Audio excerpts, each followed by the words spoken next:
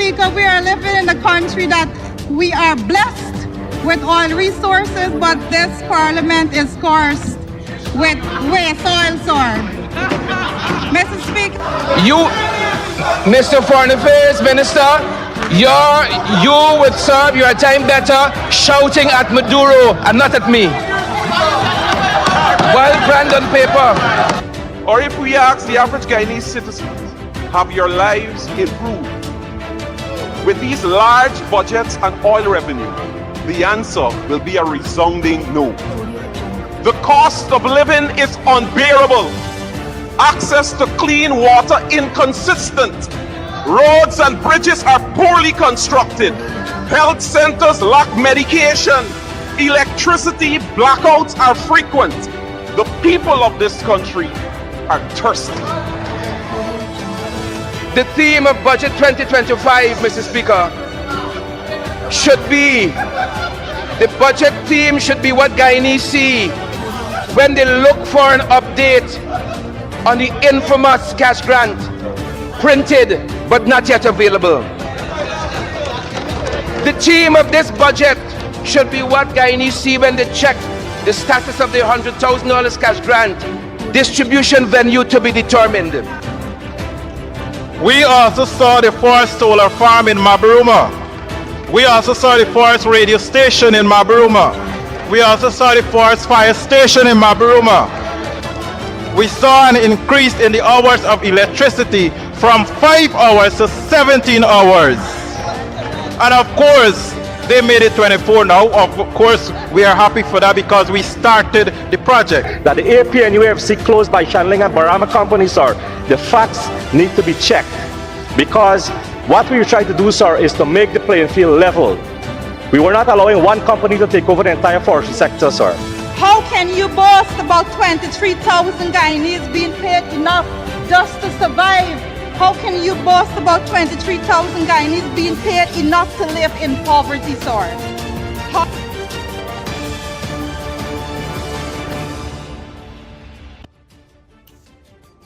Very good morning and welcome to Countdown. It is the 26th day of January. We bring into you this morning myself and Onyx Duncan a review of Budget Day 1 debates in the National Assembly. Onyx, good morning. How are you doing? It's Sunday again. Good morning to you. It's Sunday again. It's Sunday. It's been a long week. It's been a fantastic week, I must say. Yeah, I've been there for the budget presentation by the Honorable Dr. Ashni Singh, and I've been there on Budget Day 1, where our fierce Shadow Minister took the first speech for Parliament on Budget Day 1, Director of Finance. Andrew, I must say, my first attendance to budget debates, Director blew me out the park. I was amazed. I was astonished. The facts. I don't know if the Parliament have fact checkers, but the facts are there. And if the people cannot see that the facts are there and it's laid out in plain layman's term, then something is wrong. Yeah, Director was on point. Every point that she made, she was on point. Every step of the way, she was on point, and the government did not like it because it exposes them. It gets behind the scenes and bring to the public the true nature of the budget. That's what the government don't like.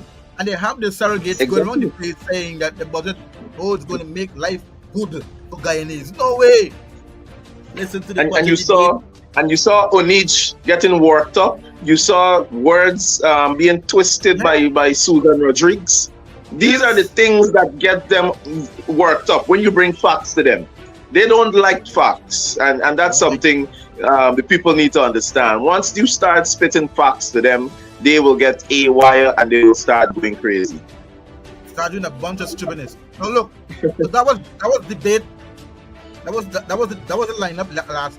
The first debate on Friday. We'll look at next week. Oh my. Andrew, my favorite politician is starting on Budget Day 2. Oh, My favorite politician. So we have Kem Raj starting the budget on Monday, and debate on the opposition side. We have a showing hold. The Shadow Minister of Natural Resources. He's going to be starting the second number 2 man on the opposition side. Then we have the Honorable Mansa Walton Desire. Well, she's gonna crush them. I don't know. After she's done, they're gonna still have a comeback. You know, they'll come back and say, "Boy, yeah." Well, I spoke to Manza last night, and Manza said she is ready. She's ready, and she's ready to fight. yeah. Because, but they're gonna come back and say, "Boy, what they're gonna Boy. go afterwards in government in 2015, a whole bunch of lies." Then you have Vincent Henry, a man from Region 9. He'll be coming on. He's gonna give you like an Amerindian perspective on this whole thing. And then we have the Shadow Minister of Public Service, Abita Sarbo Haley. She is going to give you a public service perspective. You understand? On this budget. And then we have German Figuera from Region 10. He's going to come on, and then wrapping things up will be Maureen Philadelphia. She's going to come and wrap things up on the opposition side. So that's the lineup day for you, members of the public. It's going to be a big day on Monday. It's going to be a hot day on Monday. It's going to be a fiery day. Everything day 1 was fiery. Yep. Oh my gosh! You can see day 2. You can see day 2. Day 2 there, right in front of you. The big wig step out. Oh yeah. This budget, look, no matter what you do, how you jump high, you jump low, this budget is a campaign budget. Project. It's a project. It's a political project. Political campaign project. It's for the boys and the girls, right? Exactly. And it has nothing really, look up to now the can't finish. Look up to now the cash grant can't done. All the names collected, the cash grant. Look, let me get into this review. Let's bring up Director of Finance, Shadow Minister of Finance. Let's go back a little bit and hear what she told the National Assembly and the public at large as to what this budget really has to offer. Let's go straight to her, and then we're going to come back in a few family than to help a rich man make more profit for his company. Those are Theodore Roosevelt. I rise in this honorable house today, carrying the weight of hundreds of thousands of Guyanese voices. Voices that this administration's economic policies have systematically silenced. Before I begin my analysis of Budget 2025, I want every member of this House to understand that behind every statistic I will present and every number I quote, real Guyanese families are struggling to survive in what should have been their moment of prosperity. I stand before you today not merely as a member of parliament, but as a daughter of Guyana who has lived through the struggles of our people. When I was a child, our budget was $3.4 billion, with a poverty rate of 43.2%. Today, despite oil wealth flooding our treasury and a massive budget of $1.382 trillion, our poverty rate is 48%. This is a stark reality of PPP's governance. We're spending over $3 trillion in oil revenues from 2020 to 2024 has left our people poorer than they were before.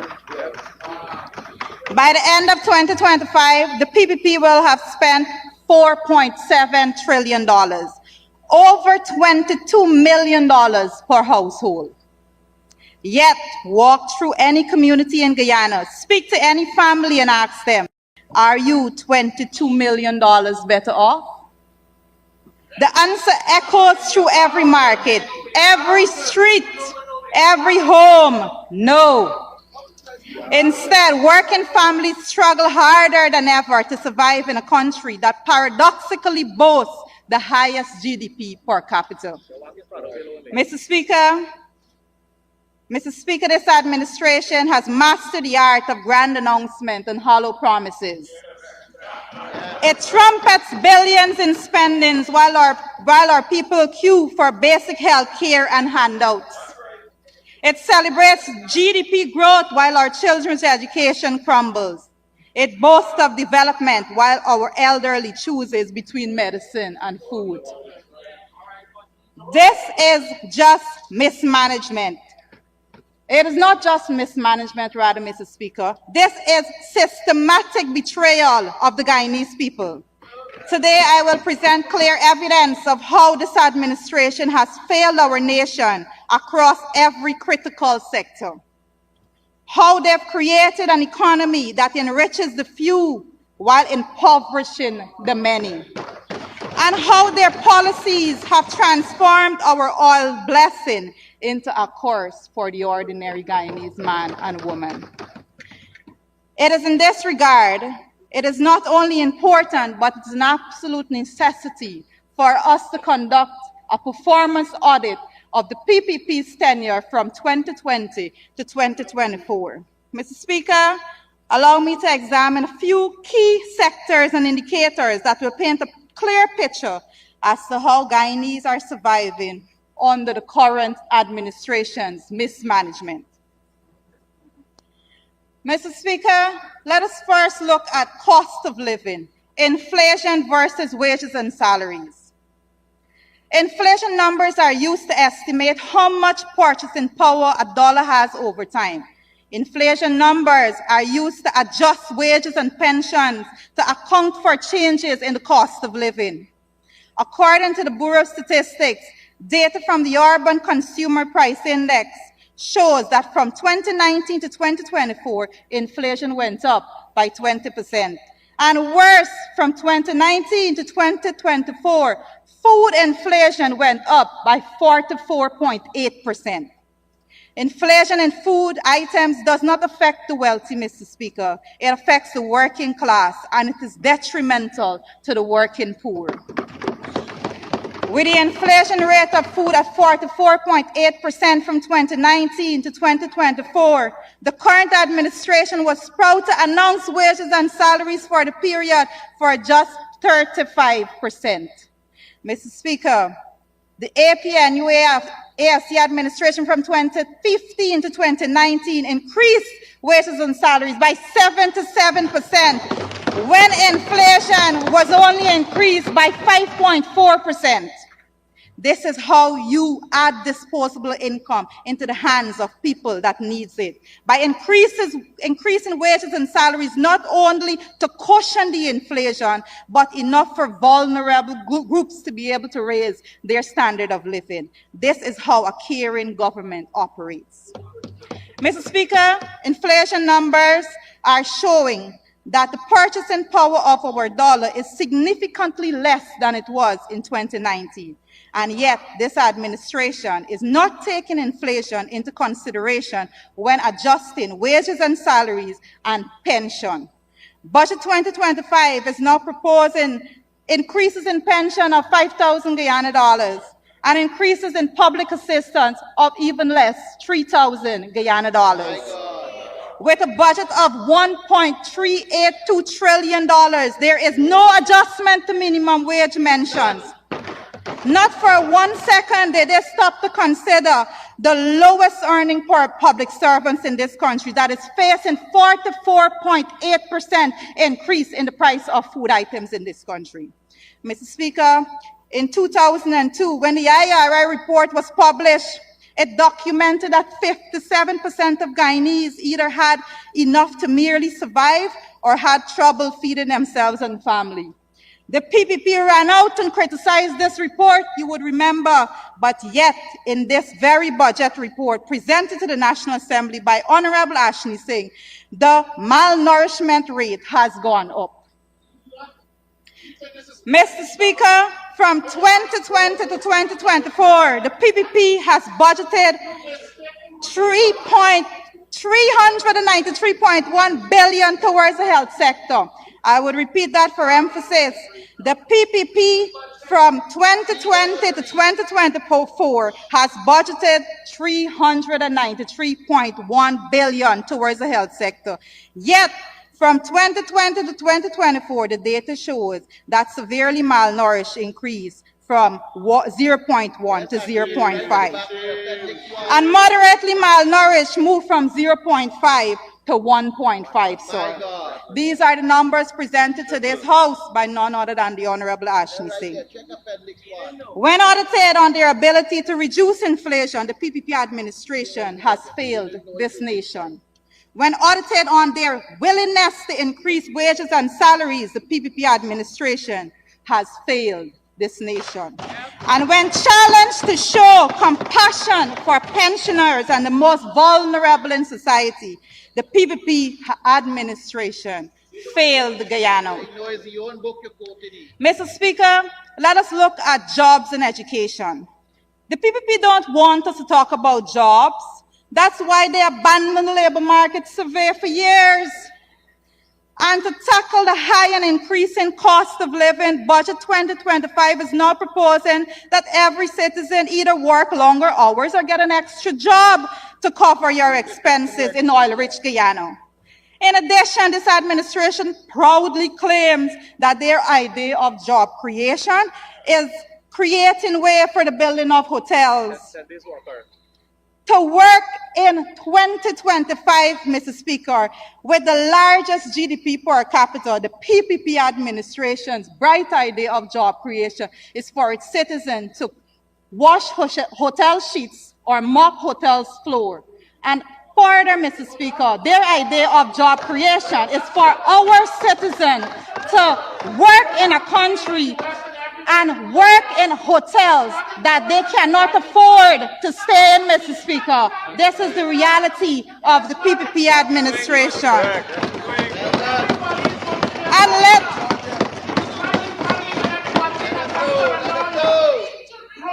And let me not forget, sir, the $11 billion that is being allocated to the continuation of the 10-day work program. A program that pays $40,000 for 10 days of work. And to further add insult, many of the workers are then politically exploited because they are facing the harsh reality in which many of them are barely surviving in the indignities of poverty in this country, sir. At formulation, this policy was set to be aimed at providing temporary solutions for young people as they transitioned into more permanent jobs. An evaluation of this program would show the resounding failure to meet its objective. This 10-day work is now counted, sir, as the so-called job creation in Guyana. This administration is boasting about job creation and counting the 23,000 persons that they are employed in a 10-day work program, sir. How can you boast about 23,000 Guyanese being paid enough just to survive? How can you boast about 23,000 Guyanese being paid enough to live in poverty, sir? How can one standard of living raise on 40,000 Guyana dollars a month, sir? Mr. Speaker, one way of tackling poverty is through education. I am a living example. Like thousands of Guyanese, I struggled as a child throughout, and Mr. Speaker, I was able to attain a higher education and climb that social ladder. I wrote CSEC and then went on to do my bachelor's and master's, something that some members don't know about, sir. Mr. Speaker, the matriculation rate, this being the number of children who is able to meet the criteria to pursue higher education, is important to look at. Mr. Speaker, when we're looking at the matriculation rate, 2019, under the APNU-AFC coalition, with a budget of $52.2 billion for education, the corresponding matriculation rate was 49%, sir. Yeah. Fast forward to 2023, under the PPP, Mr. Speaker, with a budget of $94.4 billion for the education sector, the corresponding matriculation rate was 26%. Mr. Speaker, last year's education budget was $100.5 billion, and the PPP administration has set a target of 28% for matriculation rate. Go to volume 2 of 2025 budget estimates. We're not making this up. Mr. Speaker, from 2020 to 2024, a total of $382 billion was budgeted for the education sector, and the matriculation rate fell from 49% to 26%. The amount of Guyanese that have attained necessary certification for them to access higher education has decreased by 23% under the PPP administration.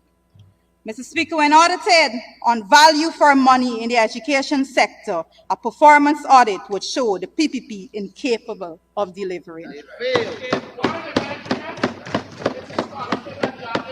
Mr. Speaker, it was Ralph Emerson that said, "Government exists to defend the weak and the poor and the injured party. The rich and the strong can better take care of themselves." It is in this light that budget should be formulated.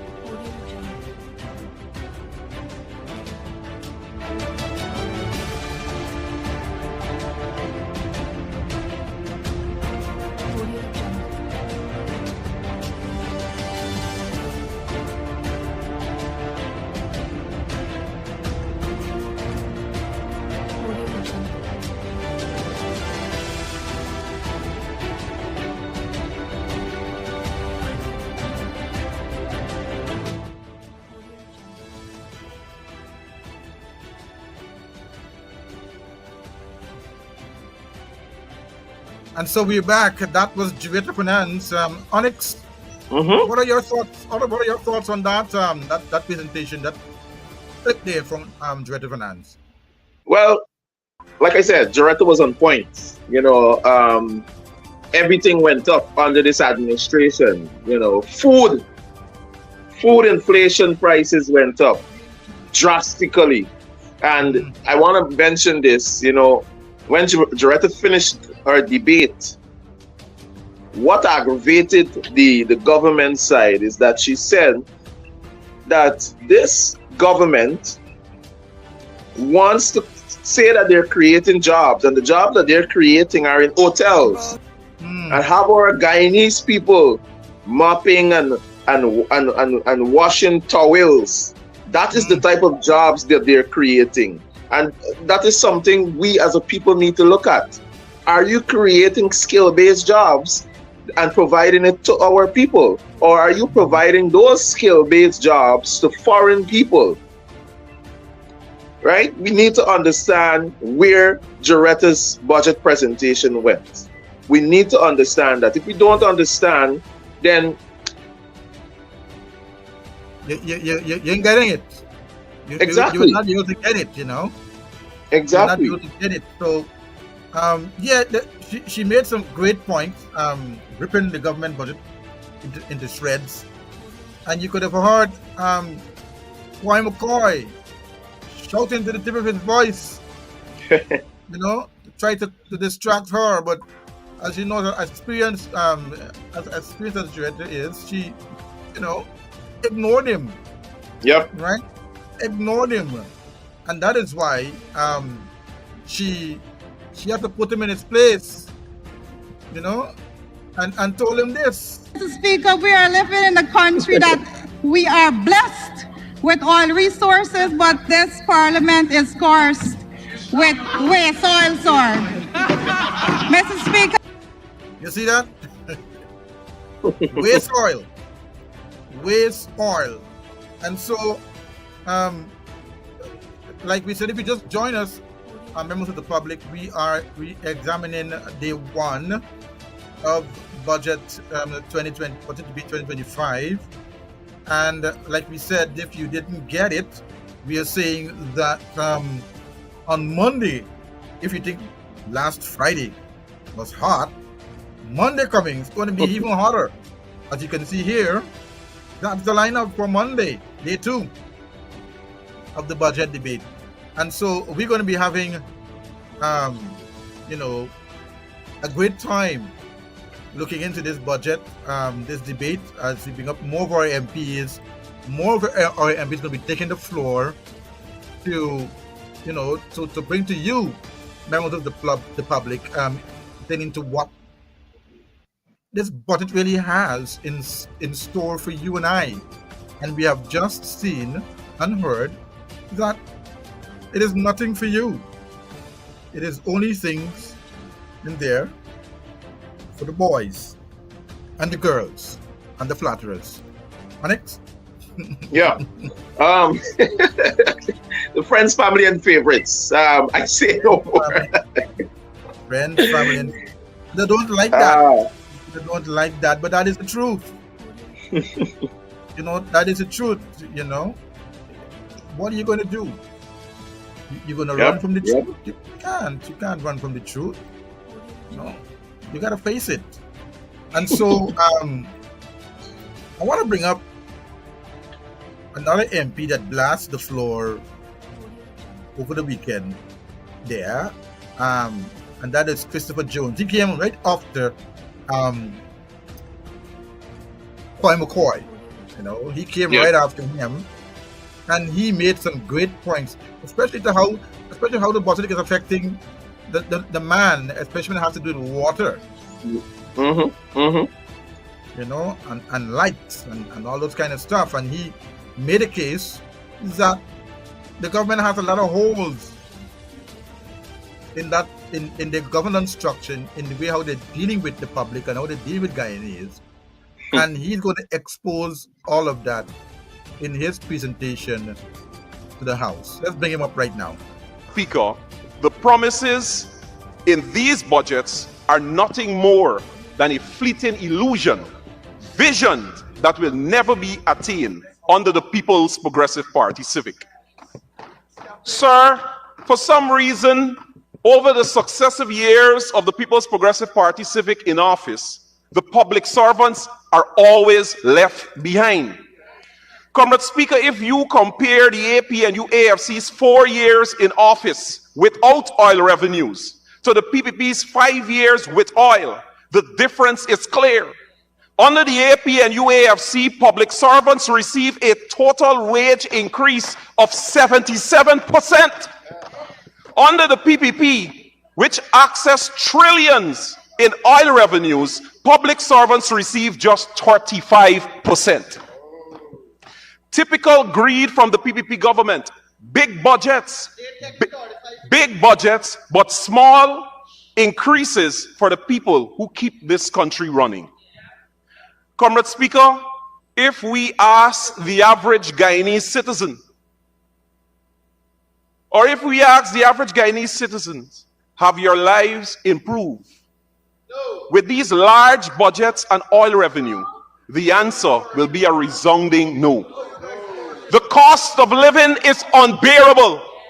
Access to clean water inconsistent. Roads and bridges are poorly constructed. Health centers lack medication. Electricity blackouts are frequent. But Speaker, the abundance of water, the people of this country are thirsty.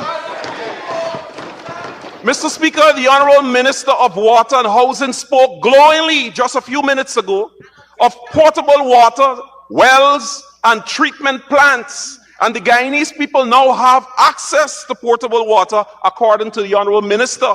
But, sir, the Honorable Minister could not have been speaking about the 592. The Honorable Minister could not have been speaking about the Cooperative Republic of Guyana. Comrade Speaker, on Friday, the 17th of February, the very day that Budget 2025 was being read, on 94.1 morning program Jumpstart, a woman called in from Westminster, Parfait Harmony, complaining that for weeks, Parfait Harmony has been without potable water. Comrade Speaker, Comrade Speaker, the Carla story opened the floodgates, and citizens in communities across the country took to social media, highlighting the fact that water coming through their taps are smelly and dirty. Water they cannot drink, water they cannot use to wash clothes, and water they cannot use to wash their yards.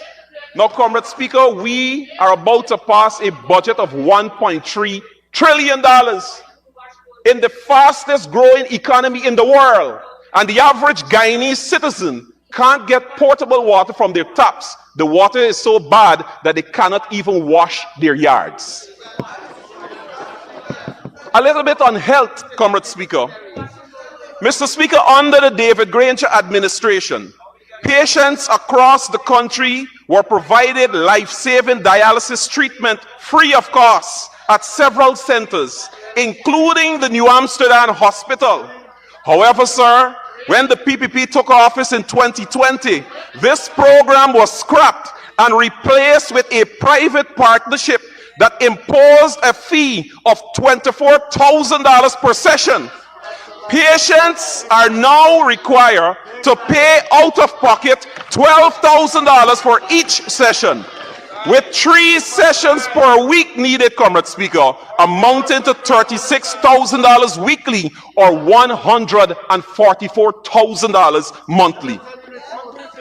Comrade Speaker, the devastating result is that over 45% of the patients who receive this life-saving treatment, previously free of cost before 2020, are no longer with us. Not because they sought treatment elsewhere, Comrade Speaker, but because they are dead.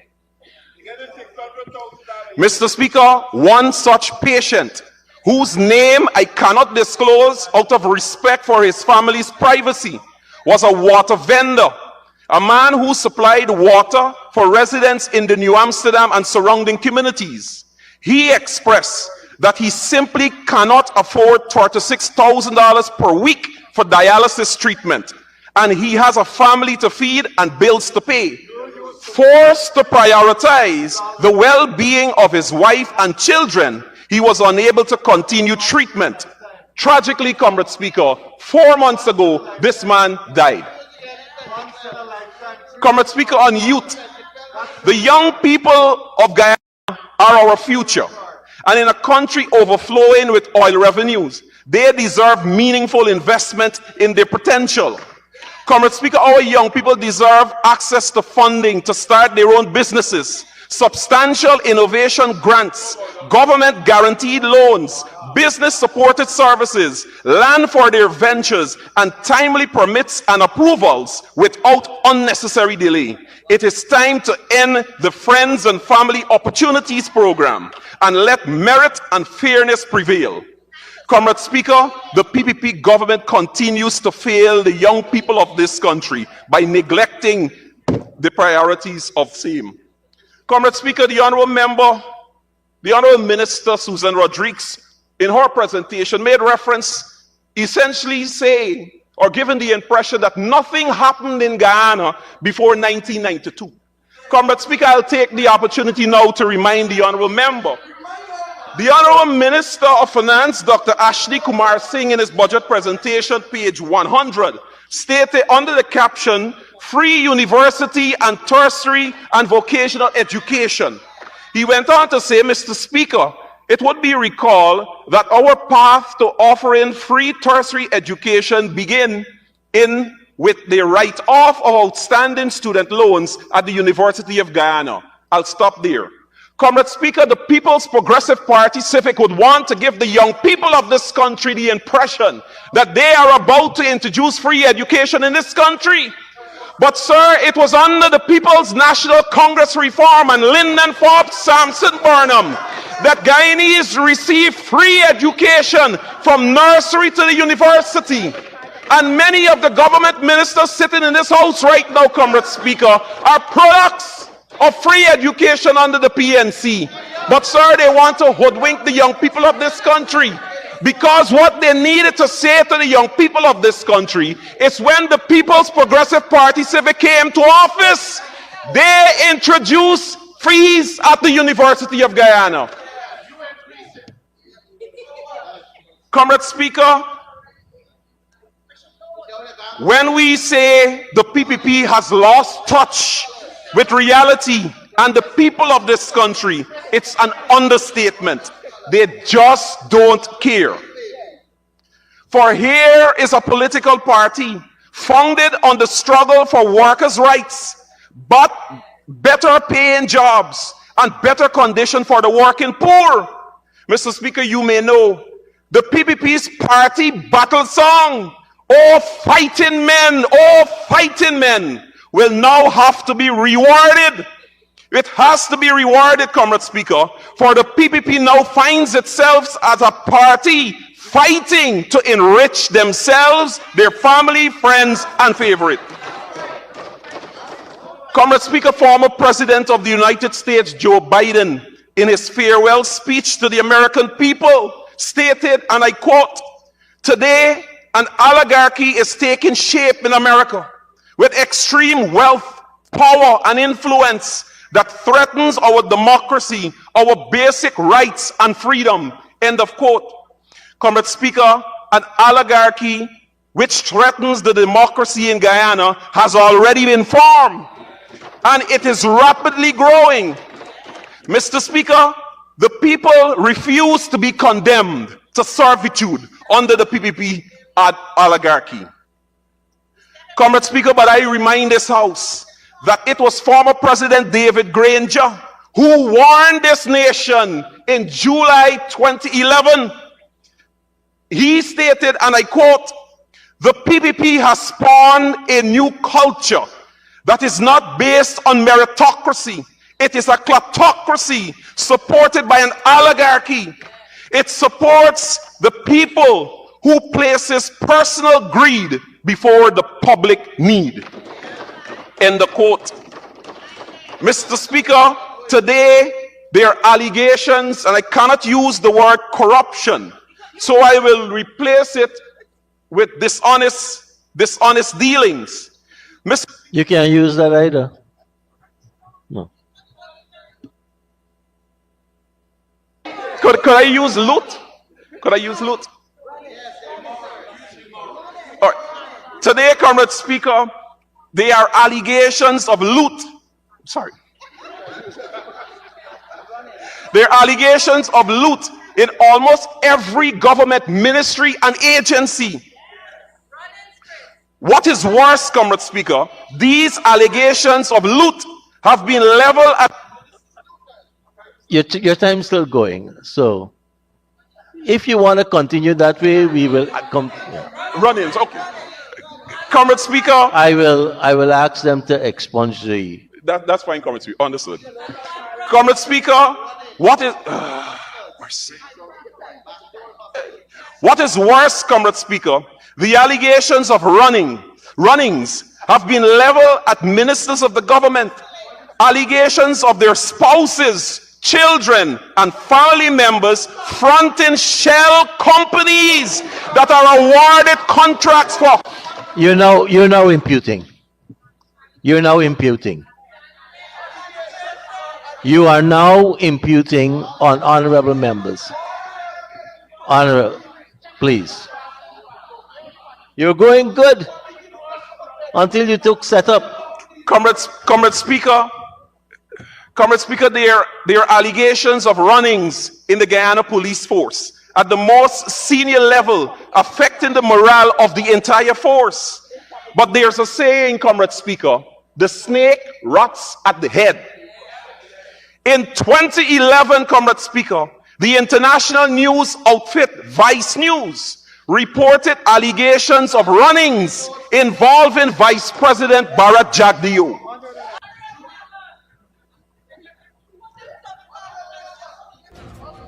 Honorable members, there are standing orders with respect to imputing and also referencing, and I would not allow it.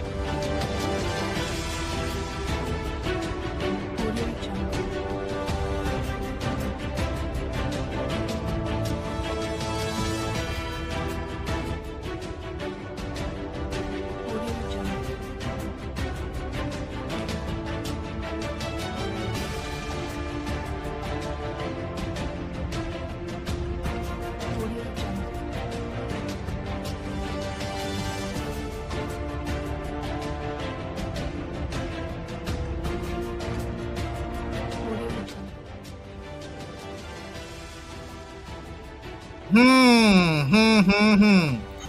see that? You see that? You can't say corruption.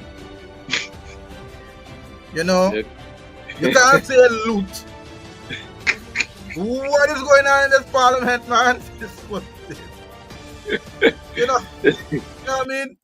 The oligarchs, as he said, just like Joe Biden alluded to before he left office, is it Yep. that the oligarchies are taking over the country, using taxpayers' money? Comrade Speaker, is it right to say that the oligarchs are taking over Guyana? Objection. You can't use. Excuse me. My gosh, man. The PPP, like in Jaretta's speech also, she spoke about the PPP, wants people to believe that they are a government for the people. When you took away free education from us, and the minister rightfully said that before 1992 nothing happened, but free education was offered to the people, right? And then you come in and you take that away, and then you're bringing it back now and say that, oh, you're bringing free education to us, Andrew. These people are I don't know. Wait, These people are on run-ins.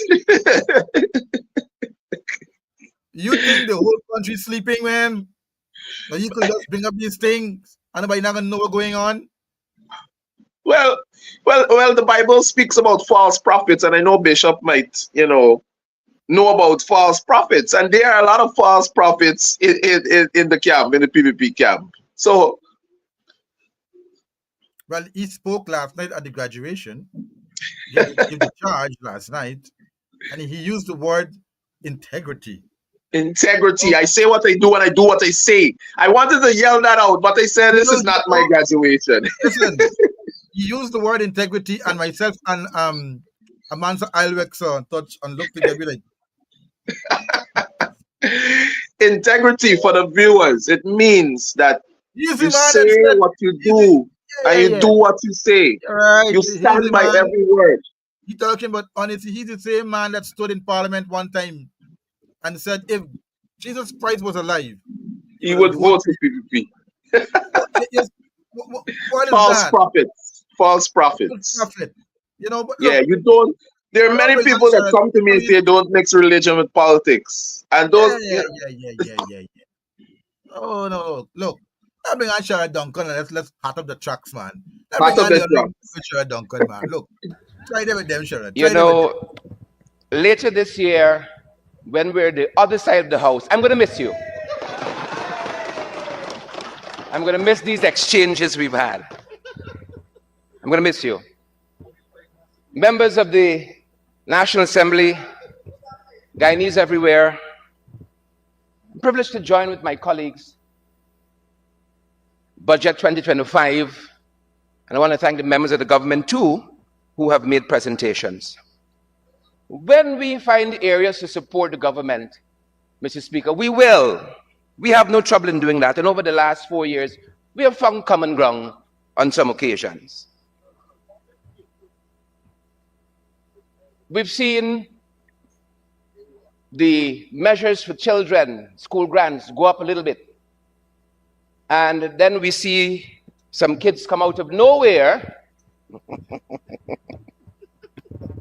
We were all surprised. I saw what you did there. I'm on to you. You raise the money and then you bring out kids from all over the place. I saw what you did there. But that being said, Mr. Speaker, it's difficult to come after the Minister of Foreign Affairs. It's very difficult. I have a hard task on my hand.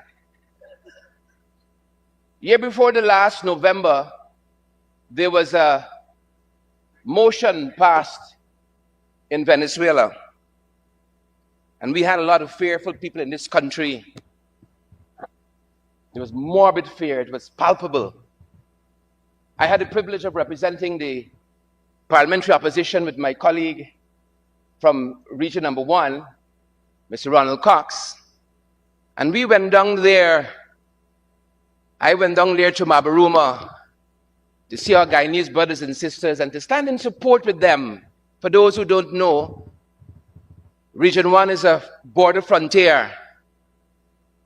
We went all the way down to Yarakita, which is the first contact the Venezuelans would have with our country.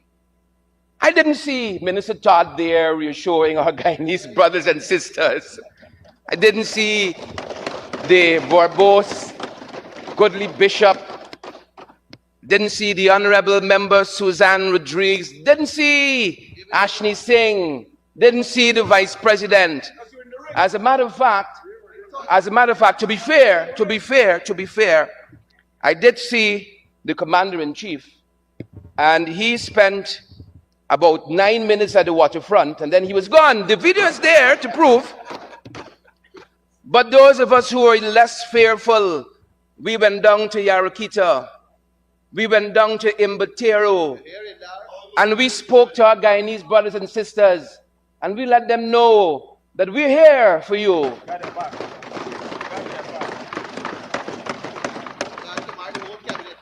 I want to leave most of this retort and response to the Foreign Affairs Minister to my eminent colleague Amanzo Walton Desir, who I'm certain will deal with him. Suffice to say that Maduro and his administration, you understand why they have gotten more emboldened under this administration when you listen to the Honorable Minister of Foreign Affairs. All right-thinking Guyanese advised against the meeting in Argyle. St. Vincent and the Grenadines, Honorable Minister of Foreign Affairs, for that meeting and what we expended on that. What have we to show for it, Honorable Minister? Under your watch, the Haitian situation rose to crescendo under this administration, under our chairmanship of CARICOM, and we declared success because we installed an interim management committee of sorts in Haiti. Haiti is worse off today. I will leave most of it to my eminent colleague, as I said. Guyana's only fared well on the international stage and globally because we have had in David Arthur Granger the foresight in 2018 to take this matter to the International Court of Justice, and you abuse us for that ever so often. That is why we have done extremely well in this period. Don't let us be confused.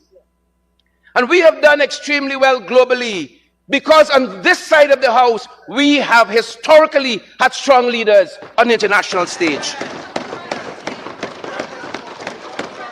Guyana's foreign affairs must be judged on the success of the fishing license deal with Suriname. We must be judged on that. We treated His Excellency Chandrika Prasad Santokhi to a state visit, and what have we to show for those fishing licenses that we were promised 4 years after, Minister Todd? That is on you, and that is on your government. We like to talk half and left half, but I come to talk the other half.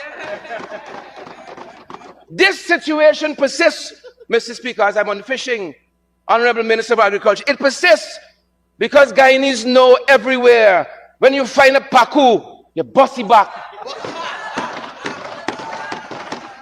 How much backstab got? That is the question. The Honorable Member. That is the question we have to ask ourselves.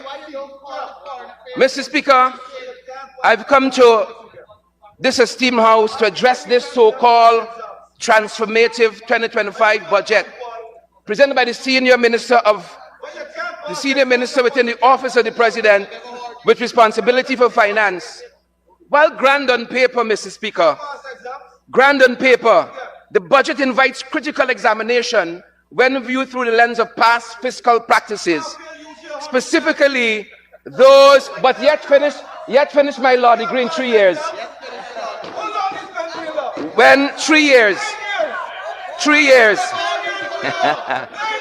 while grand on paper, Mr. Speaker, You, Mr. Foreign Affairs Minister, you would serve your time better shouting at Maduro and not at me. Well, grand on paper. Well, grand on paper. Well, grand on paper. Well, grand on... Honorable Member Mr. Duncan, I've stopped your clock, right? You'll get back your time. Please, members, there is a standing order with respect to interruption, Honorable Member Todd. Honorable Member Todd, you had a chance to speak.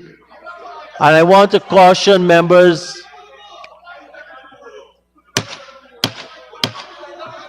in the gallery, clapping, thumping on the desks is not for you.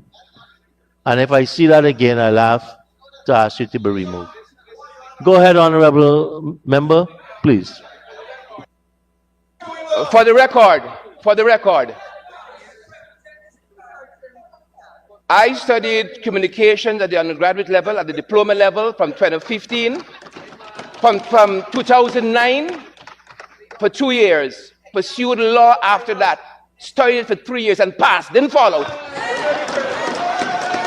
Graduated from the law department of the University of Ghana in 2015.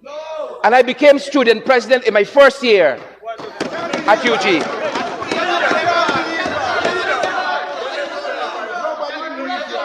Well, grand on paper, Mr. Speaker. Well, grand on paper, Mr. Speaker.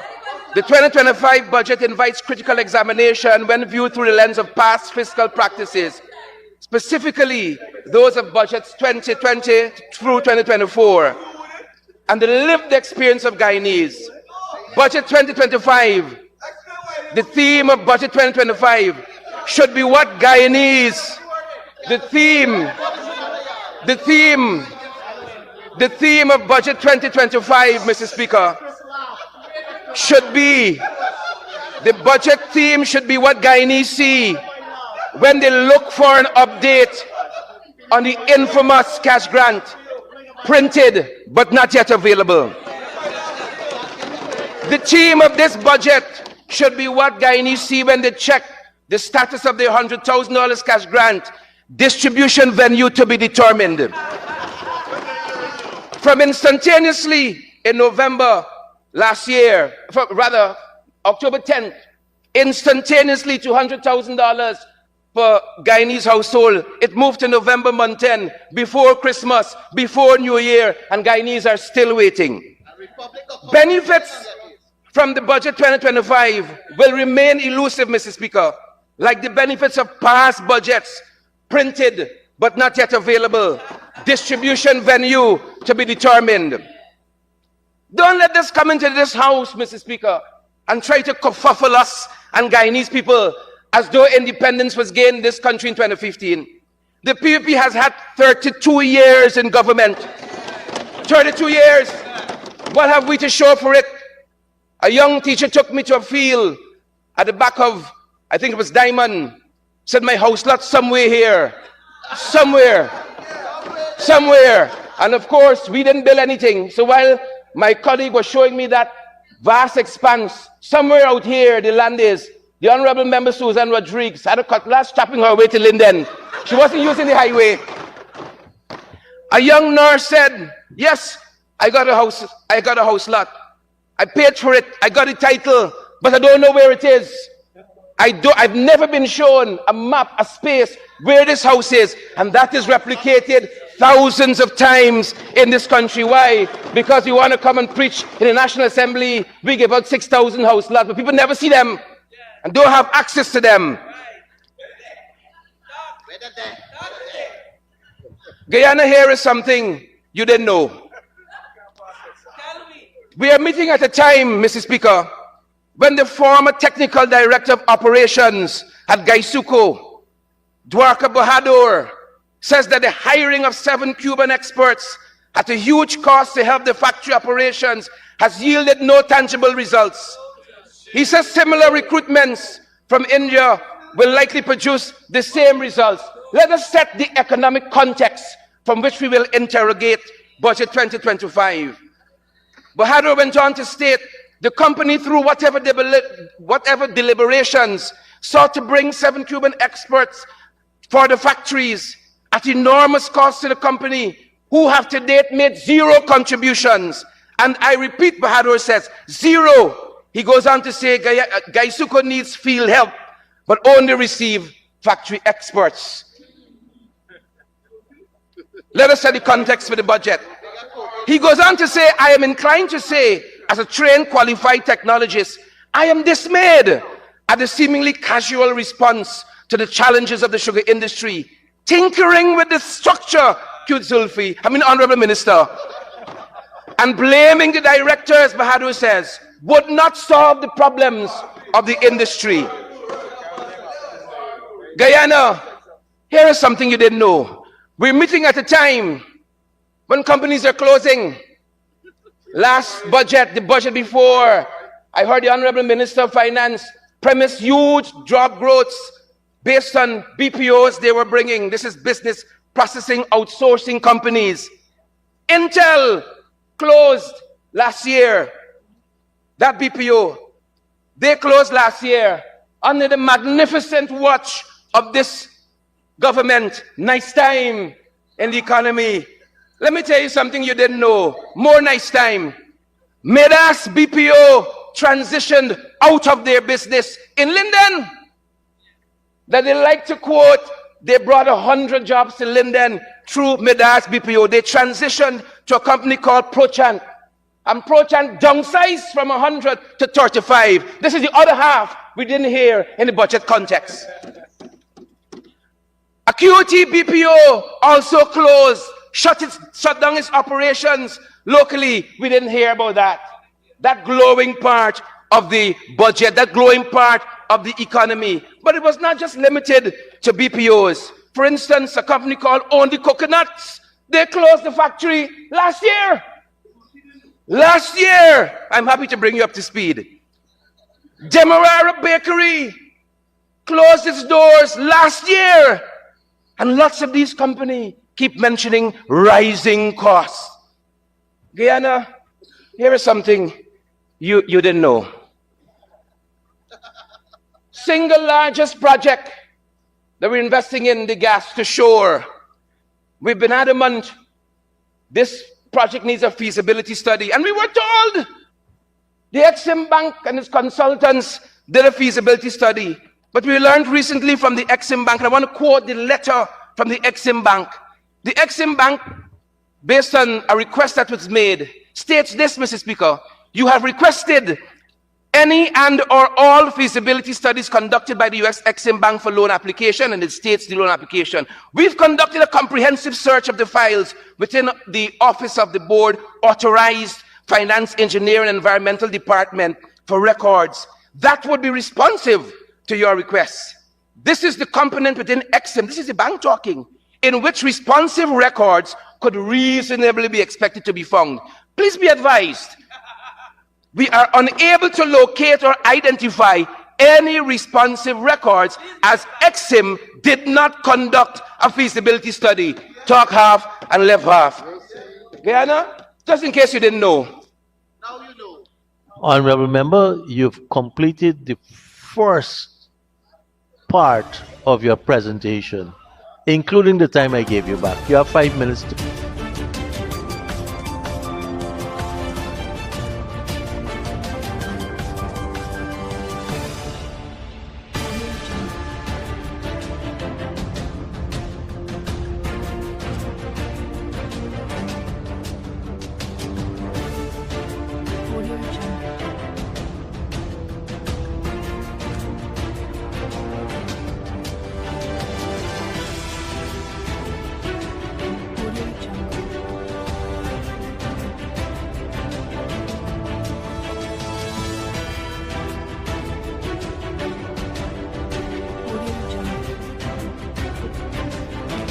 Let me tell you something that you didn't know.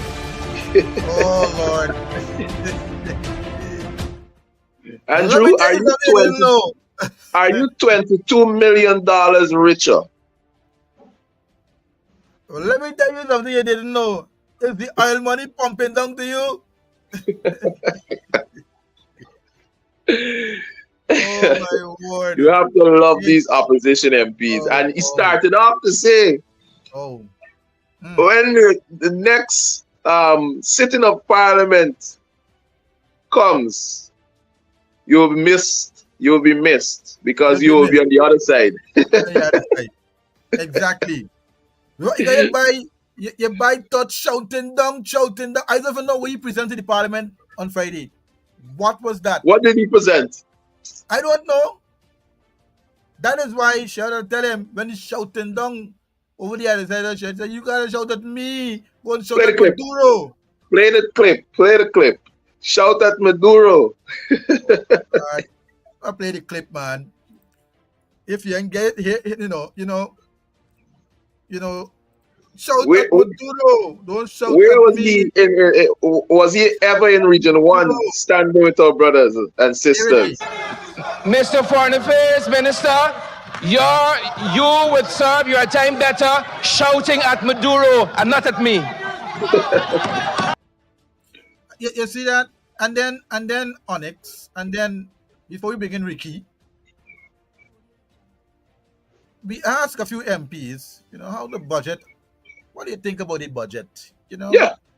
And hear what some of them had to say. MP Duncan, you found any transformational policies or projects in budget 2025 as yet? Not a single one. I still looking fit, like the way people looking for air for at least first degree. Still looking for it. Dr. Cummins, have you seen any transformational policies in budget 2025? No, I have not. Surprisingly. Chief Webb Jones, you found any transformational policies in budget 2025? No.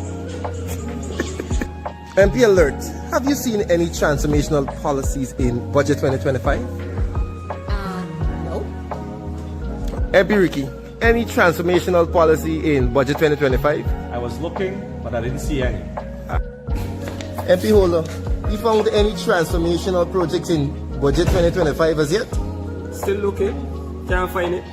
MP Jordan, you found any transformational policies or projects in budget 2025? Absolutely none. You sure? Sure, very sure. You sure you look good? Very sure. All right.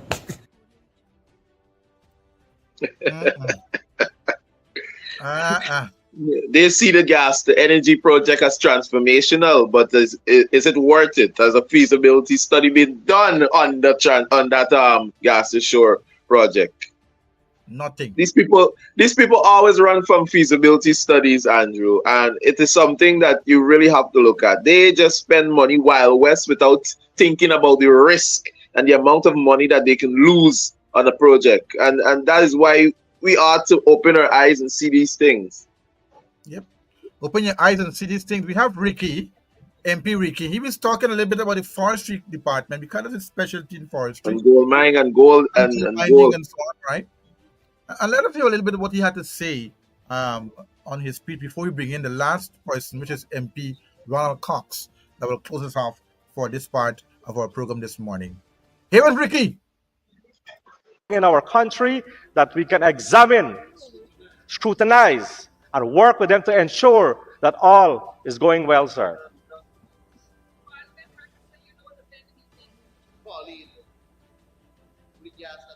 As we analyze the government budget proposal, there were several gaps that existed, but I will focus my attention on the recommendation I made over the years, right in this House. The implementation as we prepare to take back government, sir. In 2020, I spoke about programs where we secured 800,000 hectares that were given to friends of the PP government that was redistributed to the Guyanese people so that the government, so when the government wants to talk ill, advise, I want to make a political statement that the AP and UFC closed by Shandling and Barama companies, sir, the facts need to be checked because what we try to do, sir, is to make the playing field level. We were not allowing one company to take over the entire forestry sector, sir. What we have done is that the Barama company, they were not paying the prescribed royalties as the others were doing, sir. So we had to change that to make the playing field leveled. Sir,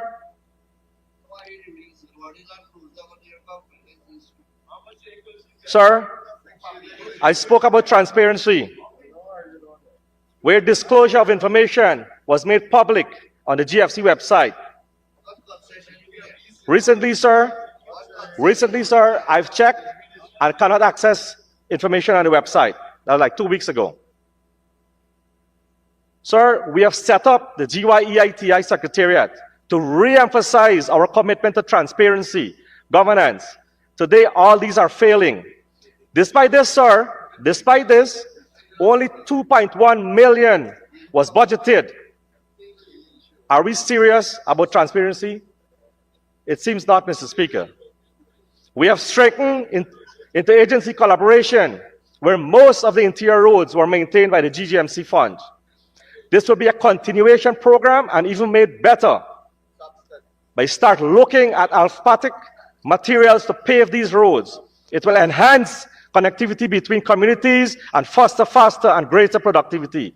So when the government wants to mislead the nation that the AP and UFC government done nothing for the interior roads, they need to fact check the record, sir. We will bridge those rivers that uses pontoons across Kwakwani, Shirima, Kurpakari, and Butakari, sir. It is time that we start to think how we connect these communities easily, sir. These are the major river crossings that risk lives of our people and slow productivity, sir. We have witnessed recently that the GDF truck went overboard. Luckily, sir, there were no serious injuries. It must be noted, sir, it was under our government that communities like Letem, Aichuni, Kwakwani seen paved road for the first time without the oil money, sir. In 2021, sir, in the budget 2021, speech paragraph 4.30, it was mentioned that the Guyana Forestry Commission will be self-sufficient. Sir, in the same year, it was contracted by 7.4% and export by 8.6%. We saw on the 2024 that is grew by 4.5%. And that because, sir, because of two factors. One, it is the construction sector that receiving a big chunk of the budget, over 209 billion in this 2025 budget, and a new allocation of logging concessions, sir. So these are the issues that it contributed. What we are not looking at is the policy that really can drive the sector. And if you look overall, sir, we are producing about 450,000 plus cubic meter of logs per year. We're entitled to cut over 1 million cubic meters, sir. We are struggling to meet 50% of that. Right? Mr. Speaker, well, I can't do the other 50%, to be honest with you. Mr. Speaker, the GFC and all those involved in the forest needs to have an opportunity to, one, improve technology, less cost access to money, increase training to access foreign markets, the creation of downstream forest products, and other forms of assistance. This is what we will do, sir. We will, as I mentioned, I recommend in 2022 that the revolving fund, it was implemented, sir, by the government, but only 11% benefited from that revolving fund, sir. The rest was disqualified because they don't have the criteria. And the purpose of that mechanism was to assist the communities and the small loggers to ensure they can access finance, sir. So that needs to be revised, not to remodel. So my honorable friend there is smiling. Yes, I know the bank is part of the criteria, but my friend there will have some recommendation to do that.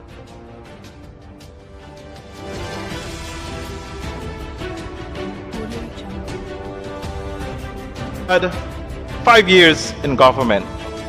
While we were told earlier into this debate that the PV had 32 years.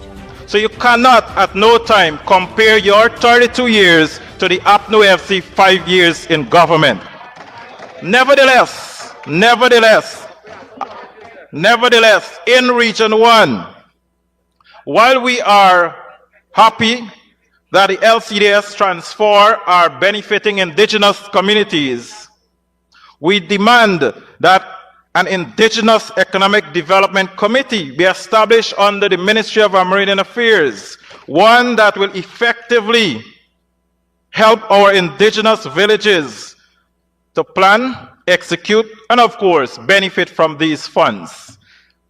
If that is done, I'm sure that the Honorable Minister of Amerindian Affairs will not have all those petitions on her desk by village councillors calling for 2 shows to be recalled, calling for her to intervene in village councils, especially in Region 1. And I could name 2 such villages. Yarakita is one, and 4 Mile is another in Port Kaituma. Madam Speaker, under the APNU AFC, we in Region 1 witnessed a brand new hospital built in Port Kaituma with its own mortuary and a well for water supply. We also saw the Forest Solar Farm in Mabaruma. We also saw the Forest Radio Station in Mabaruma. We also saw the Forest Fire Station in Mabaruma. We also saw the 4 stretches of concrete road across Region 1. We saw an increase in the hours of electricity from 5 hours to 17 hours. And of course, they made it 24 now. Of course, we are happy for that because we started the project. Madam Speaker, the San Jose Bridge in Maruca is another project under the APNUFC. The Bimichi Airstrip in Maruca is another one under the APNUFC. Forest Green Friendly Park in Mabaruma. Establishment of the Township of Mabaruma. First batch of community health workers were trained in 2018 under the APNU AFC government. And you come here to boast about how much were trained recently. Well, we're happy for the training, but you need to tell us under whose stewardship the initiative started. We are happy that you will continue with what was started, but you need to tell us. Madam Speaker, those are just some of the highlights of what we experienced under the APNU FC from 2015 to 2020. And if these are nothing was done, then I'm not sure what are we saying. Madam Speaker, earlier we heard from the Honorable Susan Rodriguez lambasting the APNU AFC members while they were in government for increasing salaries, while she herself and her colleagues are equally enjoying that right now. Madam Speaker, I call on the Honorable Susan Rodriguez and her colleague to bring a motion to this National Assembly and rescind the increase with immediate effect. If you cannot do that, then you don't stand to your words. If you do it, I will congratulate you, myself. Because we keep mentioning this since 2020, 4 years later, it is still being mentioned, but you are enjoying it.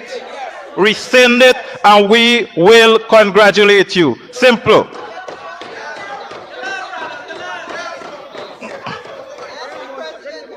Madam Speaker, the fact that many of our fellow countrymen are trying to make ends meet on the minimum wage is something we cannot ignore any longer. The majority of our workforce is employed in private sector. And although government has made progress in increasing pay for those in the public sector, this has not resulted in improvements for them. A decent minimum wage that takes into account the growing cost of living is long overdue. Honorable And Member, you require 5 minutes to conclude.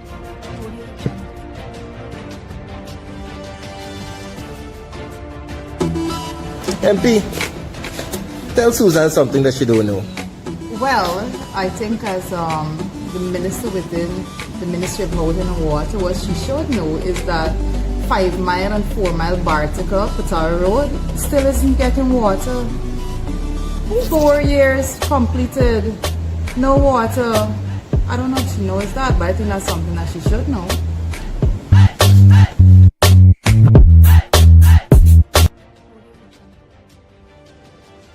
Oh wow. Oh well, MP Ricky and MP Cox laid a foundation there for you, let you know what the coalition did when they were in government and what the PPP is now following through on, and they don't want to give the credit. Your mic is off, Onyx. And they don't want to give the Give credit. credit. That's how they stay. They don't want to give the credit where the credit is due. They alone did Must everything. take credit. Yeah. You know, they alone did everything. You know, I heard at one time in one of the debates, like everybody was sleeping, and the PP did everything. June Yeah. 2015. No, they said, I think it was Susan said that from 2015 to 2019, the country was on pause. The Yeah. country was on pause. So nothing happened. Oh my word! I don't know what more to say. Well, To let you know, sorry, my apologies. It was the Honorable Dr. Ashley Singh in his budget presentation. everybody was sleeping. Yes, Dr. Ashley Singh. Yes, everybody was sleeping, and they were the only one that were working. But before we go, we just want to let you know on Monday, the lineup is this. It's the lineup for Monday, and we ask you to Yep. tune in. We also ask you to tune in a little bit later because at noon we're gonna have the Nation Watch program Nation coming Watch. up. Right? Nation Watch program coming up, and that promises to be another good one because you're gonna get more information as to the budget because they're talking about the budget and they're having Ron Lucas, former chairman of GRA and GPL, will be the one speaking with the host, Mr. Marvin Williams, and you're gonna hear some more information, get more in depth. You know, because this will be giving you facts and information that is only true. You don't give you hearsay. You don't give you those kind. But this is what is going to happen at midday. Ron Lucas, former chairman of GRA and GPL, will be coming on the Nation Watch program to discuss. The topic is Budget 2025, the PPP's farewell budget. I like that. Yeah. Farewell. Go along your way after that. The PPP's farewell budget. That's gonna be that's gonna be good. Go. Let's keep going. Right? So look out for that at noon in the next half an hour right here on this channel and all the other Social media channels platforms. across the social media platforms. So that's our program for today. Onyx, and you want to let people know again, based on what happened over the weekend when the AFC team went and visited GCOM, that GCOM is in trouble. Very much. They're in trouble. And Very much in trouble. it is not likely that they will give us credible elections if they continue with that kind of management in that office. While they boast that they, and I want to say this, I don't know if you have the clip where when we spoke to SACE has continuously said that GCOM has held credible elections. 2011, 2015, SACE said that we have GCOM have held credible elections, and we all know that that is not a true statement in full. Well, No, that is not true at all. That is hearsay. That is hearsay. that is not true at all. Because we all know what happened in from 2015. So, I want to mention also that GCOM in 2020, from what happened and transpired in 2020 with everything, GCOM has not done an assessment on 2020 elections as yet. And that is poor management. It's poor management from GCOM, the chair, the commissioner, everybody there. So if GCOM cannot assess themselves on the mistakes that would have happened in the past, how can we trust GCOM at this point to deliver credible elections to the people? yeah, I mean, there's nothing to trust GCOM with at this juncture with our election because they have not shown the Guyanese public that they can be transparent enough to hold these elections, that they have recommendation. Look, a lot of recommendations that were put forth to GCOM shut down every one of them. Yep. Every one of them they shut down, and the chairman only votes on the PPP side. Yep. All the time, every single time. All the time. And you saw that in the report from Mr. Nigel Hughes and his team, that there were big row, the big cuts down in the whole place. Now, if that is happening at that level, how could they really give us fair and free elections? Elections, yeah. So we got to fix that. They got to fix that quickly. And we're going to be calling, as Nigel Hughes said, we're going to be calling on those same bodies that recommended the changes in GCOM to enforce the Exactly. government to get those changes done. And we're going to ensure that happens.